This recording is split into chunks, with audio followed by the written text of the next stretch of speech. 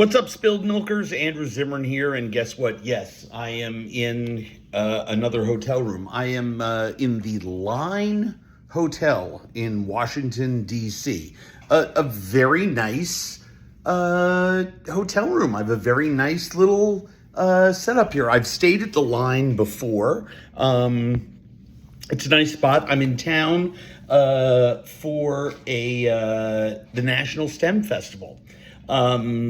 Explore Media, EXPLR Media, is a company that I helped to co-found. I'm on the board of directors, and we created the first STEM Festival Challenge in decades, and it's turned into the largest STEM festival or STEM event of any kind in history.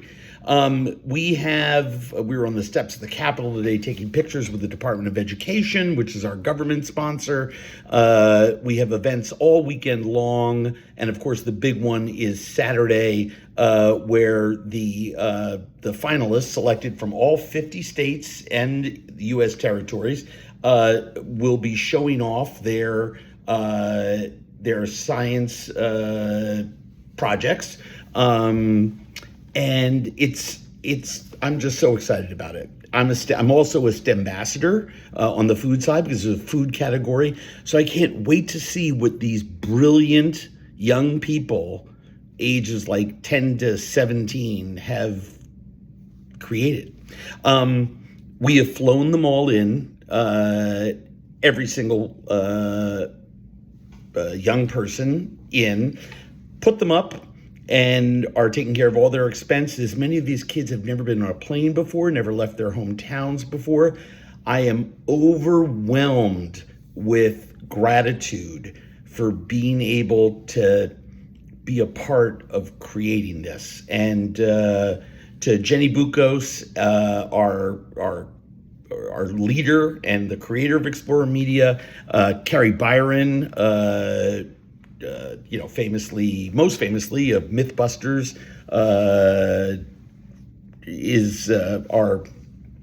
who's also a fellow board member, has been our festival director, and it is just, I'm over the moon. I'm so excited. Anyway, let's get right down to your question. Sorry, I'm having trouble. Sorry, I'm oriented to one side of this, but maybe I'll do that and I'll read at an angle. I'll take the hit for you. So much controversy this week. This is going to be a lot of controversial shit we're getting into. Chad writes, John Oliver's story about food delivery apps made me wonder how I could be a better delivery customer. I tip well.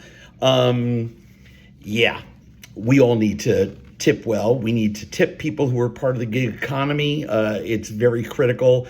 I think John Oliver's 18-minute rant, and we're sticking a link right here for it, because I want you guys to watch it, is one of the most entertaining and funniest things I've ever seen, and also one of the most frustrating and illuminating things that I've seen. The fact that he is so deftly able to show us how the food service delivery companies, DoorDash, Grubhub, Uber Eats, are doing the same thing that the rideshare companies did, Uber, Lyft, etc., in that they come in, they undercut by price, disrupt the market, right? So that's taxi cabs.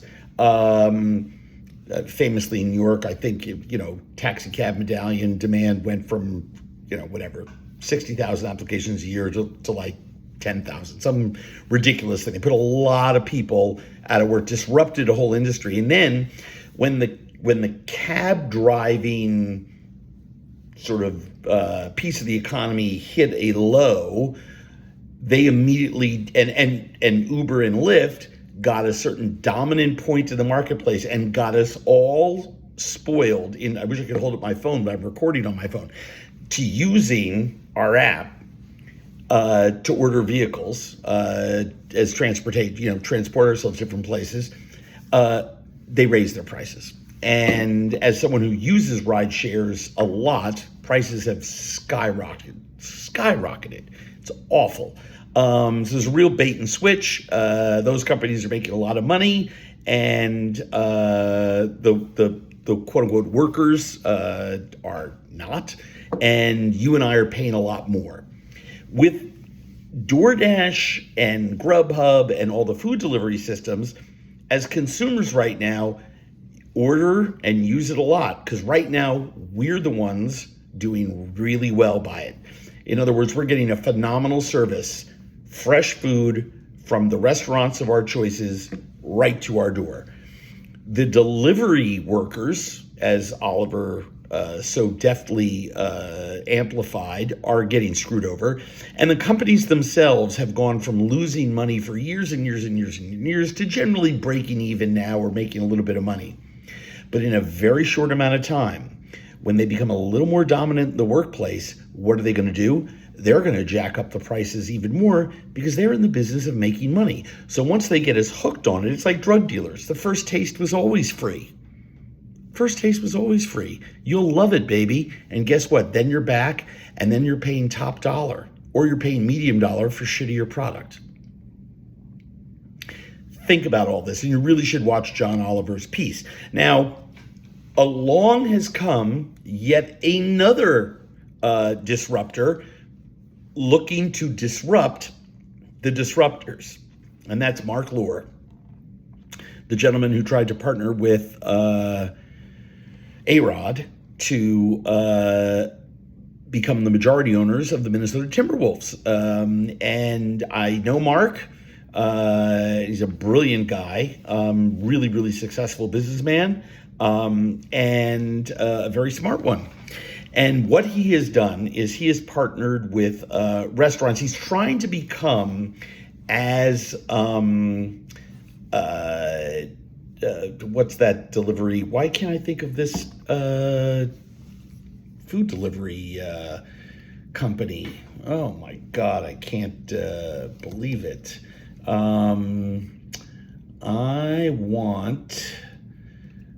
This is just terrible. I'm having like a on-camera senior moment. You know what it is? I just haven't, I haven't slept. I haven't slept in like 3 weeks. It's just Goldbelly. Okay. So Goldbelly has gone out and, you know, I can eat stone crabs from Joe's Stone Crab and banana pudding from Magnolia Bakery and, tacos from my favorite place in LA and, pizzeria from my favorite, pizzeria. And I can get it brought to my house, the individual food items, frozen, meal kits from famous barbecue places, right? That's Goldbelly. What Wonder, which is Mark Lohr's company, has done is they've partnered with dozens of chefs and restaurants all around the country, and they've established kind of like a ghost kitchen model where they'll deliver within a certain radius.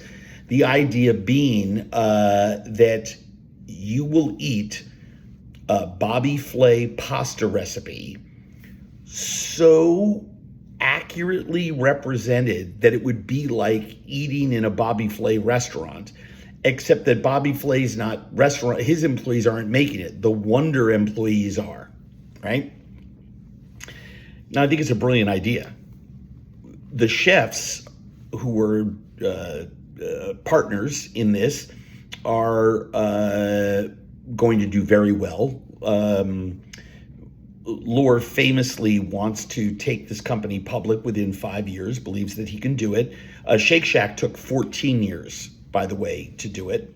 But when that happens, the chef partners who are in early enough on this will do very well.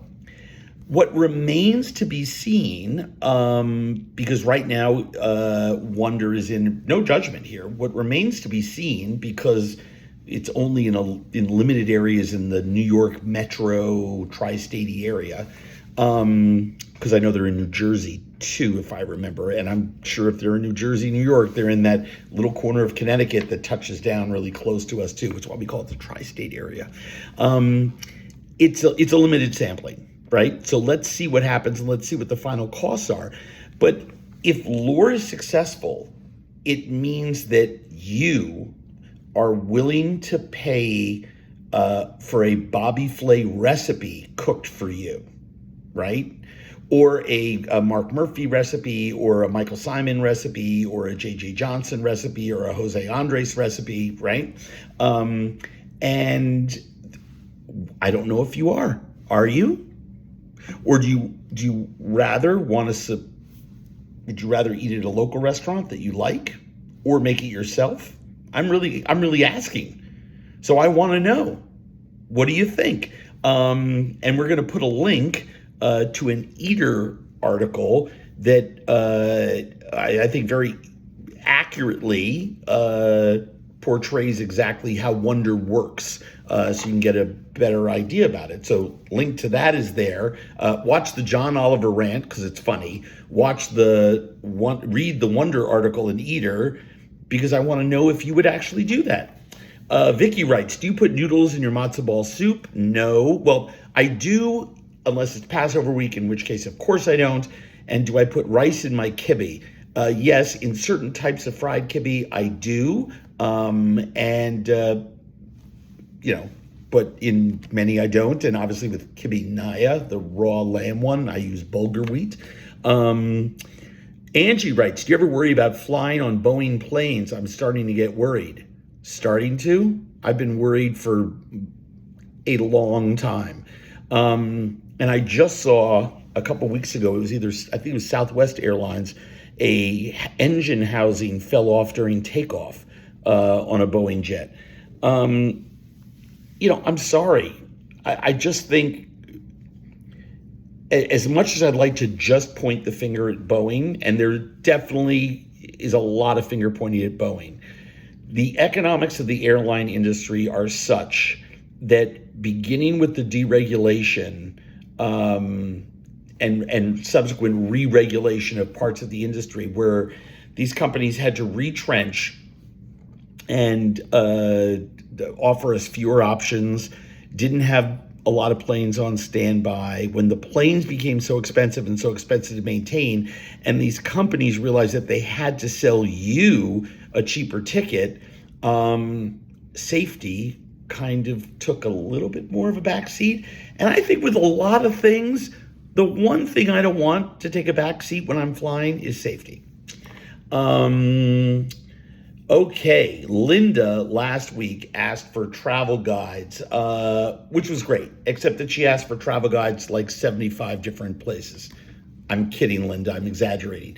But one of the cities she asked about was Lisbon, and I said, and I love traveling to Portugal. It's a fantastic, fantastic country. I love Lisbon, and it's just absolutely superb.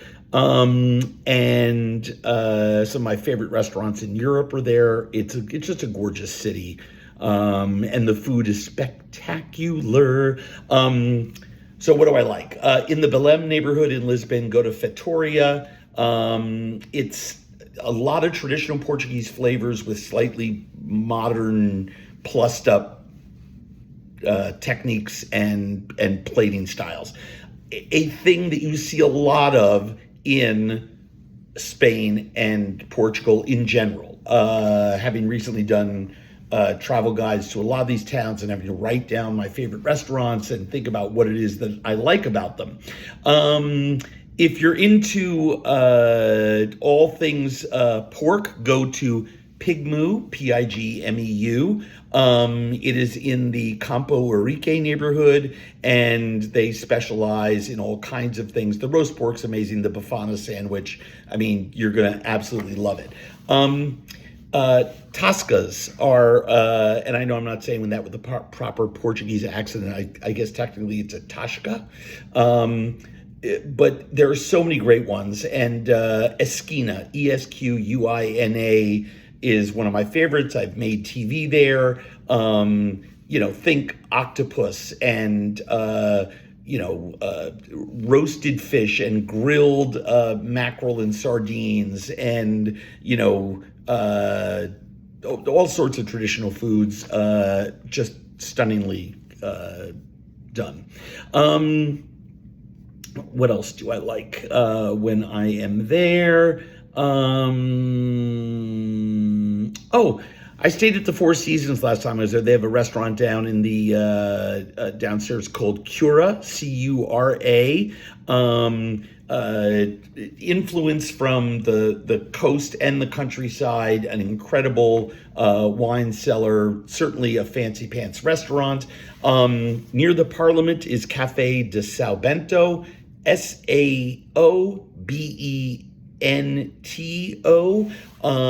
And great for steak and fries and throwback food. Wonderful place. Let's see what else. I'm just going through my list. I should just say there are some wonderful restaurants there that don't serve Portuguese food, but when I'm in Portugal, I want to eat Portuguese food. I don't want to go to a great Japanese restaurant, right? There's a super high-end, expensive sushi bar in every restaurant, in every city in the world. I just choose not to eat in a lot of them. Arkhe, Arkhe, is just fantastic. This is a Portuguese chef who was raised in Brazil, trained in French cuisine, and is now, and cooked all throughout Europe, who's now back in Lisbon, and in the Santos district has an incredible skill and creativity with which he's doing very modernist Portuguese food. Just beautiful stuff. Bubu's, an incredible bistro.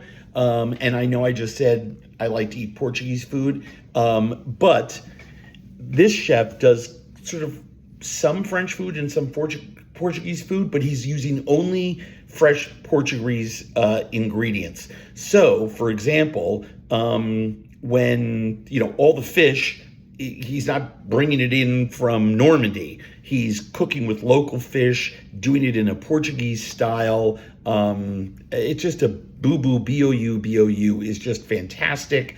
Love that.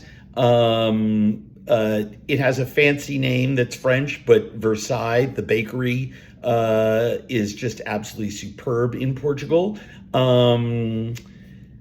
Really wonderful, great egg tarts. We talked about Toscas. There's also tabernas. And these are distinctive in that it's very casual food, but they're great drinking establishments as well. And Rua das Flores, Ruadasflores, is one of them. And the chef there works a lot with the colonial experience that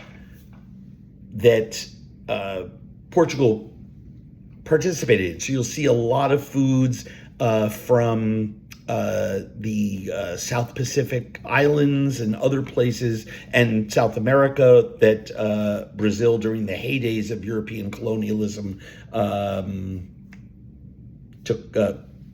played a role in.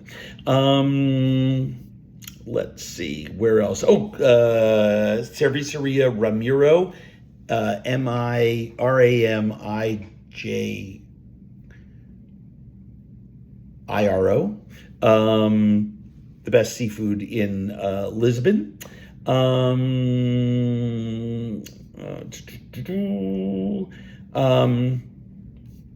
Let's see. Portuguese love baked goods. And there is a bakery called Padaria e Bistro, Padaria,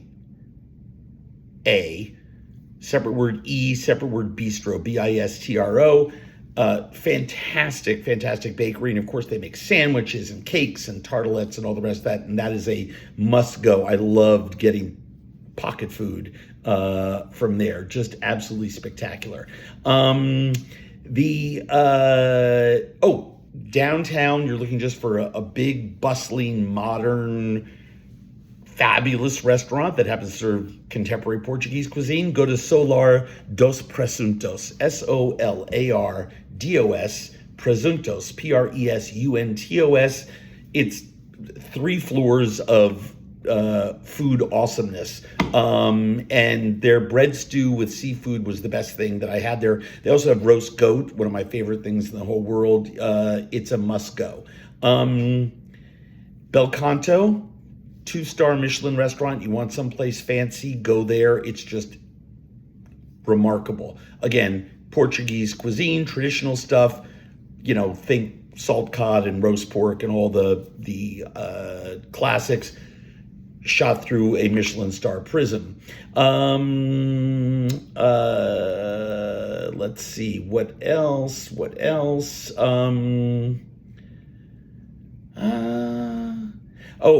Epur, E-P-U-R, same thing, but a single Michelin star, which means easier to get into, not quite as expensive, but food is absolutely glorious.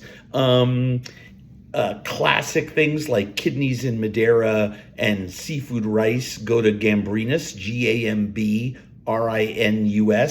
And they have, their daily specials, game pies on Mondays and, roasted bacalao on Fridays, because, Fish Friday, right? Catholic country. But absolutely superb. Another Tasca, Baldracca, Baldracca, except unlike Esquina, which is really old, this one is more modern, newer restaurant. Absolutely superb. Let's see, what else? No.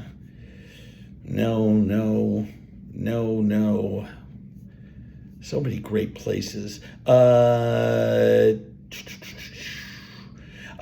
Prado, which is also downtown. Antonio Galopito is the chef there. Organic ingredients, Portuguese producers, farm to table-y kind of stuff, and just glorious. And by the way, light and airy and beautiful inside, 2-story ceiling, a really gorgeous place to eat. What else did I like the last time that I was there? Plano in the a great restaurant. Indoors, small dining room if you're there in the summertime. There's an intimate garden around the pool. It's at a hotel. Tasting menus, really glorious. A lot of cooking over wood.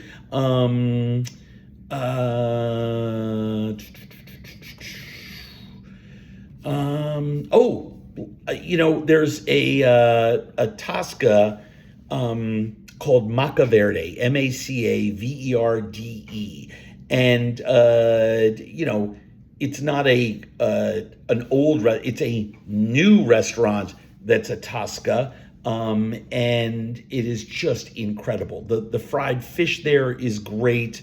It's what I had one day in between lunch and dinner. I sat in there and ate piles and piles of fried fish. It's just glorious. So that should be enough to keep you sated for a little while, Linda.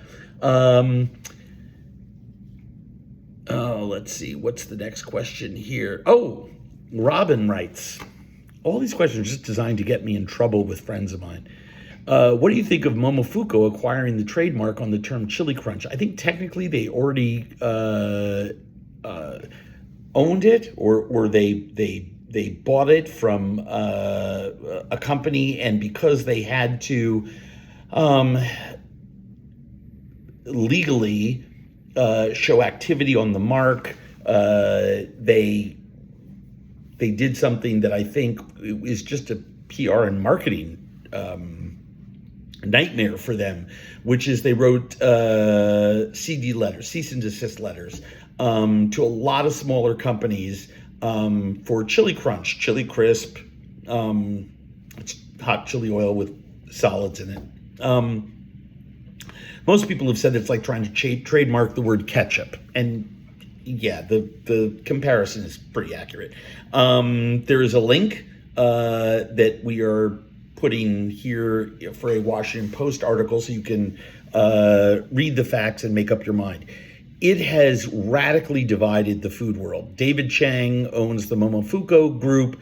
They do about $50 million a year in sales of a whole range of products. One of the big ones is their chili crisp.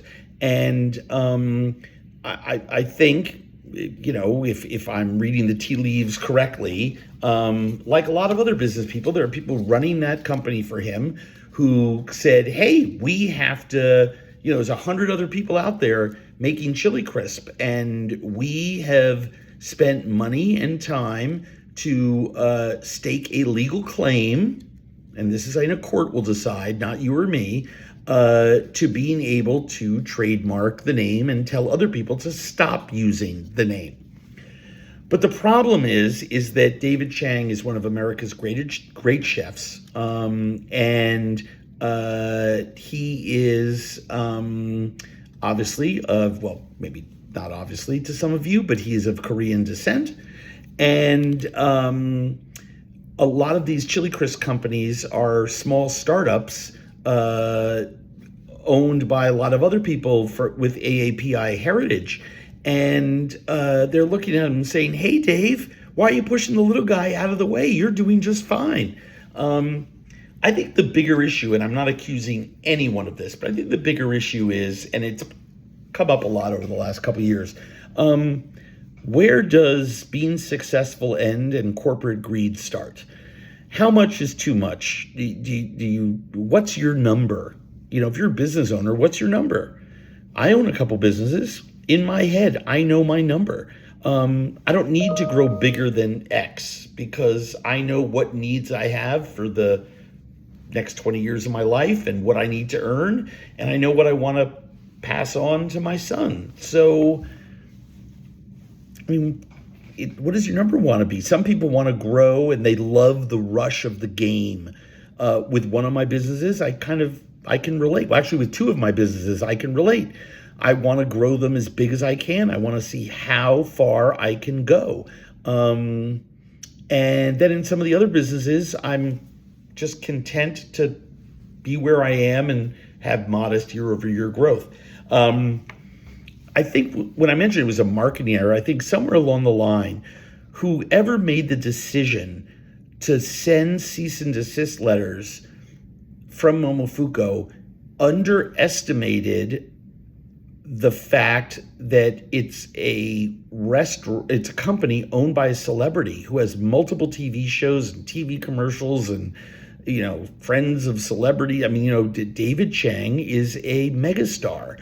And so, megastars always have to wonder what the marketing and PR fallout could be. David Chang did not sit down at a table and write letters to other business owners saying, stop using this word on your labels. But someone in his company did. And it'd be very interesting to see at what point he comes out and makes a statement, which, by the way, he has not done so far. And I think we're getting to the point right now. I thought this story would have long legs.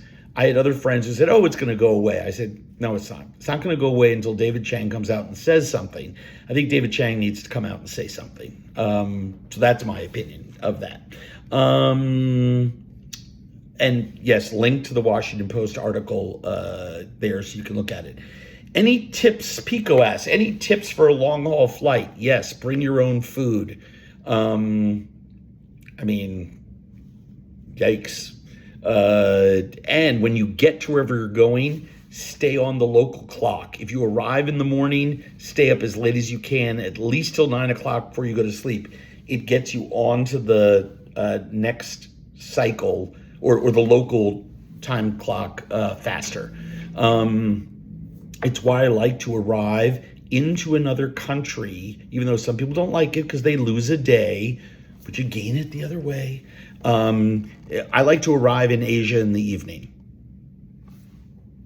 So I can go to the hotel, eat something, go to sleep, wake up.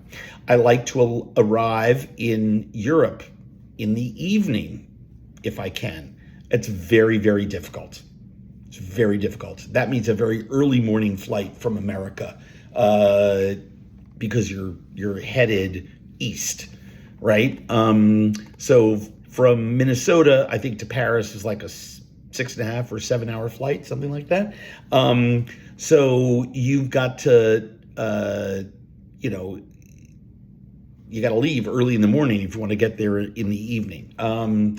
Typically, the less expensive flights leave in the evening and get you there in the morning because they want the planes there in the morning to return. You get what I'm saying. The one that kills me is the Hawaii flights. I always like to go to California and spend overnight on the way back if I can, because otherwise you are taking a flight at midnight and there's no direct to Minnesota. Got to change in LA anyway, and it's only like 3.5 hours or 4 hours to LA from Hawaii, so you can't really sleep, and so it just messes me up. There's a nice leaves in the pool complaint. That's a nice first worlders, like 1%er problem. Sorry about that. Is it okay, Sean wonders, to wash cast iron? Yeah. Now, some of my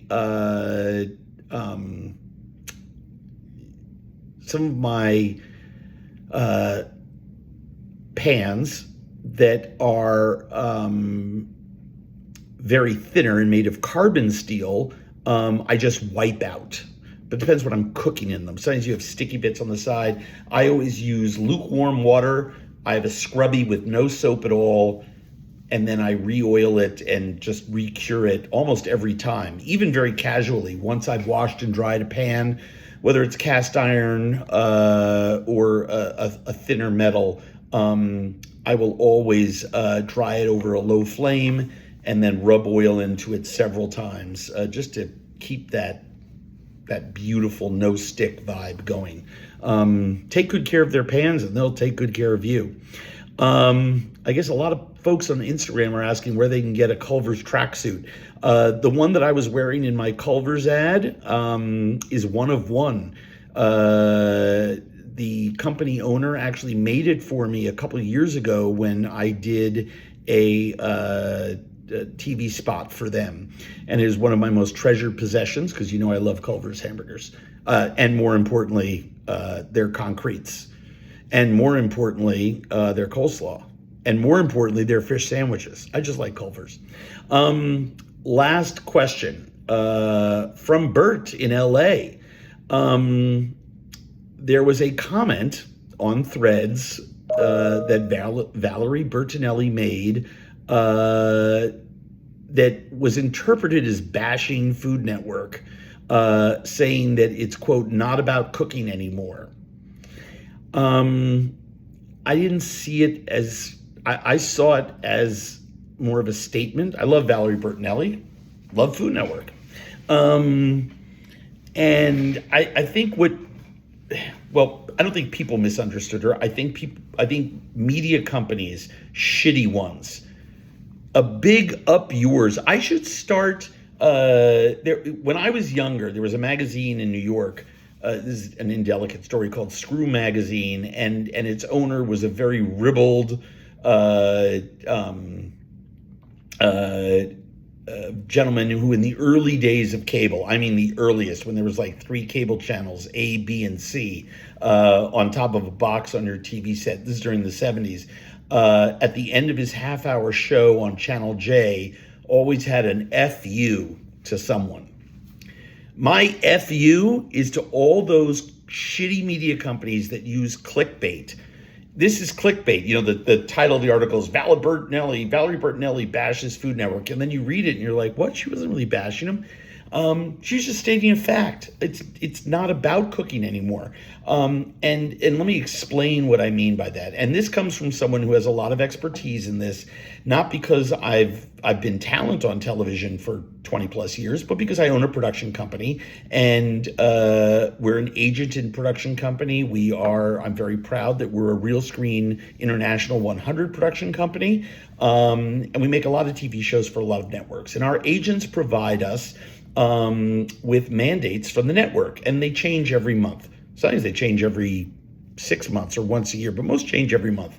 And it's sort of like what they're looking for, and it's always based on their research and stuff like that. And I'm not the first one to talk about this. It's public knowledge. I mean, anyone with access to ratings will tell you that while still very popular, their Food Network's weekend morning programming, which is all of their ITK in the kitchen or dump and stir shows or chef behind a cutting board shows, of which Valerie Bertinelli had one on Food Network, I think for like 15 years. She also judged a baking show on there, but she had a her own show, Valerie's Home Cooking or something like that. Valerie's House, I think, but it got canceled. And it went the way of a lot of dump and stir shows on that network because competition shows are rising in popularity and cooking shows are sinking in popularity. Why do you think that is? Well, the reason is that, as we were talking about earlier, disruptors. Who's disrupting that space? YouTube. Me, with my cooking videos that I put on Substack. Anywhere, if you want a moule marinière recipe, you can Google it and then click video, and you'll be linked to, you want to see how the French are doing it, how the Chinese are doing it, how chefs like myself are doing it. You can watch 100 different people making moule marinière. You can learn how to do anything by just watching a video online. It used to be 15 years ago, you had one choice. Well, two if you include PBS. Go to Food Network. Matter of fact, cooking shows have gone so by the wayside that Cooking Channel is just, so what has changed, and the reason Food Network isn't as much about ITK shows anymore, to be more specific, is because you, the public, has spoken. You're finding that information elsewhere, and you want to be entertained with competition shows. And that's what's changed over the last 20 years at Food Network, where it used to be, as Valerie said, she fell in love with Ina and Giada and a whole, Emerald and Mario and all of these people on Food Network. And now it's a lot of Guy Fieri game and Bobby Flay game. And that's what you want. You want competition shows. So I think everything is cyclical. Give it another, I don't know whether it's 6 months from now or 6 years from now, but you're going to want more cooking on those shows, or more travel, or more of something else. And when you want it and the numbers reflect it, the networks will change. They have incredible data on what you want to watch. And so you can't complain. I'm not saying you are. It's the rhetorical you. People can't complain about the changing nature of television because you're the one that dictates it. And I'll give you a great example. It's personal. Bizarre Foods was doing great, as was Delicious Destinations, two of the most popular shows on the network, when they went away. But the reason they went away was because audience didn't want travel food shows. A better economic bet was ghost and paranormal shows. So the network changed its mantra, its genre. And it went from, like a radio station going from classical to heavy metal. It went from travel and food to ghost and paranormal. And it hasn't changed since then, so it must be doing well for them. Television networks go where the money is, and they stay where the money is until their information and their data tells them to go somewhere else. It's the simple reality. See you next time.